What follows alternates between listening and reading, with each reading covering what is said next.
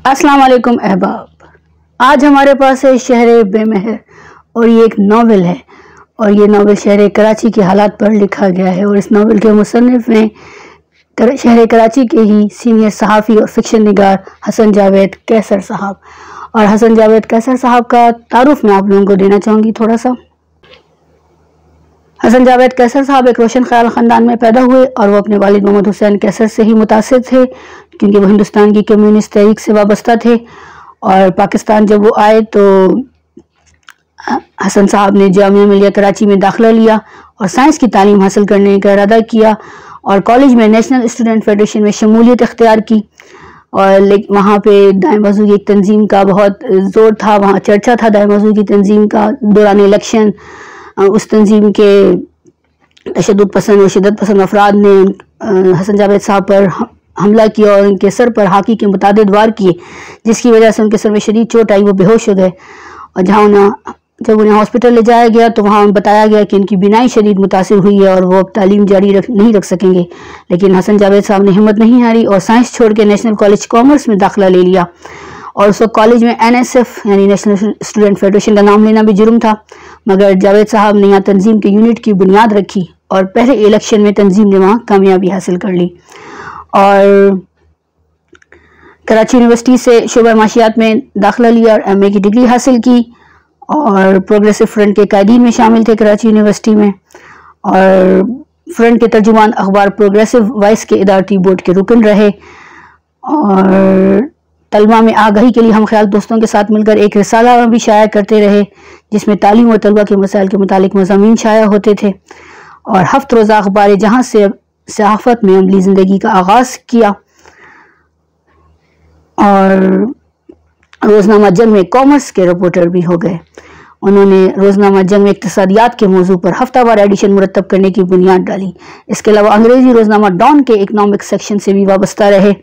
और 1990 में जंग ग्रुप के अंग्रेज़ी अखबार द न्यूज़ इंटरनेशनल का जब आगाज़ हुआ तो उसके बानी अरकान में शामिल हैं। इन्होंने 1992 में दुबई से शाया होने वाले अखबार खलीज टाइम में भी मुलाजमत की और वहाँ पहले पाकिस्तानी चीफ सब एडिटर रहे। और 2009 में मुल्क में जब वापस आए जावेद साहब और जियो न्यूज़ की एडिटोरियल कमेटी के डिप्टी हेड मुकर्रर हुए। इस पोजीशन पर वो आज भी काम कर रहे हैं। हसन जावेद साहब ने मुतादिद ममालिक का दौरा किया है। उन्होंने अपनी पेशा वाराना मसरूफियात से वक्त निकाल कर ये बेहतरीन नावल तहरीर किया है जिसके कई समाजी और नफ्सियाती ज़ाविये हैं। तो ये था हसन जावेद कैसर साहब का मुख्तसर तारुफ। और अब हम नावल पर गुफ्तगू करेंगे। नावल पर गुफ्तगू करने की मेरी तो मजाल नहीं है क्योंकि हम शहर कराची जब से कायम दायम है और खुदा इसको कायम दायम रखे, उसके हालात से हमारे बहुत सारे सीनियर्स वाकिफ़ हैं। मेरे बाबा भी उनमें शामिल हैं, मेरे ख़ानदान के अफराद भी ज़ाहिर उसी में शामिल हैं। जो कुछ शहर कराची ने देखा, शहर कराची के शहरियों ने देखा और शहर बेमहर शहर कराची की कहानी है। और सियासी समाजी जो मौज़ूआत हैं शहर कराची में जो पेचीदा बना दिया गया है शहर कराची के हालात को, ये उसी की कहानी है। और जावेद कैसर साहब का मुताला क्योंकि बहुत वसी है, वो मुतादिद ममालिक में रहाइश पजीर हो चुके हैं, फ़नून से दिलचस्पी है, तो नावल का बुनियादी मौजू फिक्शन है और शहर कराची के अलमिये को बहुत खूबसूरती से एक कहानी की सूरत में बयान किया है। मजहबी अस्करियत पसंदी, सियासी जराइम, लाकानूनियत इनके फिक्शन का मौजू है, ख़ास मौजू है ये। और ये शहर बेमहर की सूरत में हमारे सामने है। नावल का मरकजी किरदार हटीला है जो एक जराइम पेशा गिरोह का सरगना है और एक ऐसा फर्द है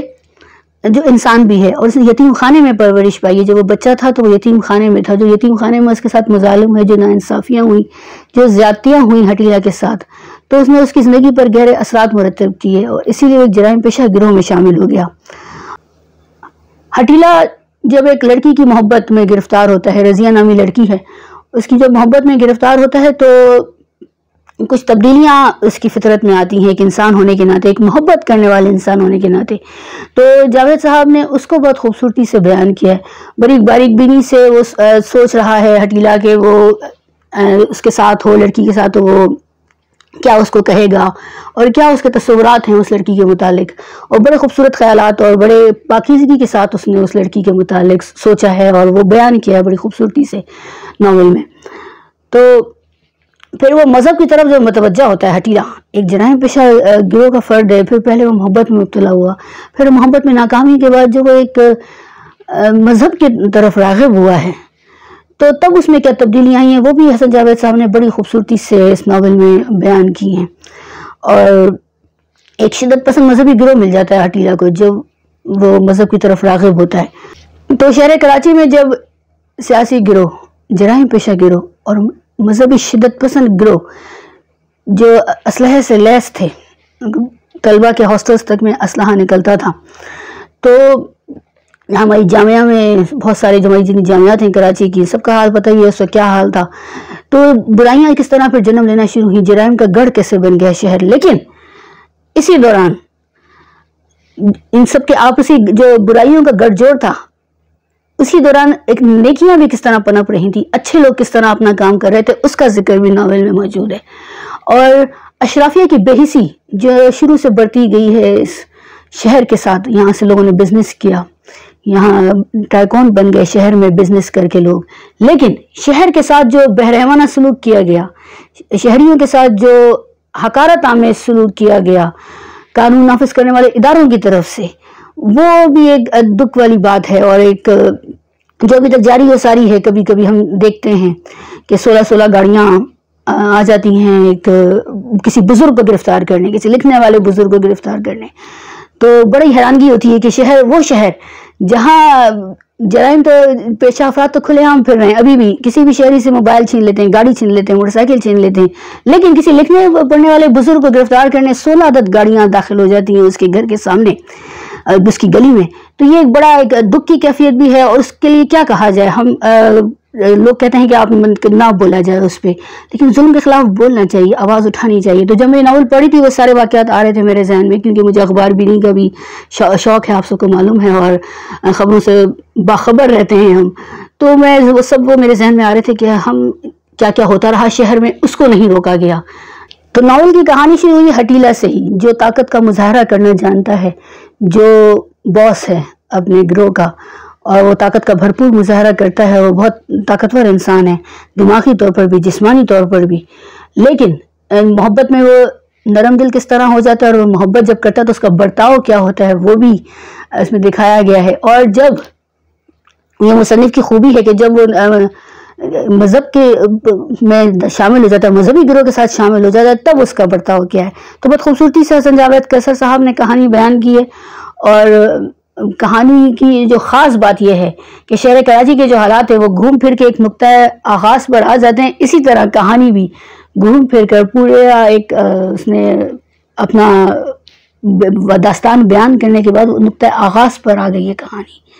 جس طرح ہم شہر کراچی کے حالات دیکھتے ہیں، لیکن پھر بھی کہانی بھی زندہ ہے، شہر کراچی بھی زندہ ہے، اور زندہ رہے گا انشاءاللہ۔ بقول ہمارے دوست اقبال خورشید کے لیے، شہر اپنی راکھ سے پھر جی اٹھے گا، کیونکہ بہت سارے شہر ایسے ہیں دنیا میں جو تباہ برباد کر دیے گئے، ہم تو ابھی الحمدللہ تباہ برباد اتنے نہیں ہوئے ہیں، اگر ہم سنبھلنا چاہیں تو ہم ضرور سنبھل سکتے ہیں۔ حسن جاوید قیصر صاحب نے ناول کے ذریعے یہی پیغام دیا ہے کہ ہم سنبھل سکتے ہیں اگر ہم سنبھلنا چاہیں، کیونکہ ایک ادیب کا، ایک مصنف کا، ایک سینئر صحافی کا، اور ایک ایسے فرد کا جو فنون سے دلچسپی رکھتا ہو، جو درد دل رکھتا ہو اپنے لوگوں کے لیے، اور محبت کے بارے میں اس کے تصورات بہت منفرد اور خوبصورت ہوں، تو اس نے یہی پیغام دیا ہے اپنے ناول میں کہ ہم شہر کراچی میں جیتے ہیں، اور یہ شہر جیتا رہے گا، اور اس کو